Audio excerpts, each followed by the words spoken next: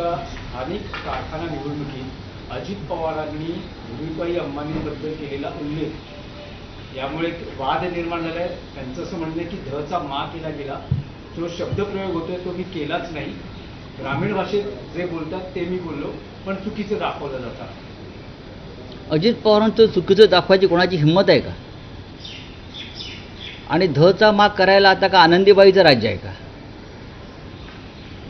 अजित पवार काय बोलले हे सगळ्यांनी ऐकलं. धीरूभाई अंबानी हे या देशातले एक महत्त्वाचे उद्योगपती आहेत. या देशामधला जो उद्योग व्यवसाय व्यापार याला ऊर्जित अवस्था देण्याचं काम धीरूभाई अंबानींनी त्या काळामध्ये केलं. हे सत्य आहे. आज जे साम्राज्य आहे रिलायन्सचं त्याचे पायोनियर धीरूभाई आहेत. आता खरं म्हणजे अजित पवार साहेबांनी आमच्या हा शब्द वापरावा, कोण चोऱ्या करत आहे, कोण काय करत आहे, पण धीरूभाईंच्या मागे कधी ईडी लागली नव्हती किंवा धीरूभाईंच्या कारखान्यावर कधी जप्ती आली नव्हती. एवढं त्याच्यामुळे त्यांनी प्रामाणिकपणे काम केलं असावं एवढंच मी सांगू शकतो.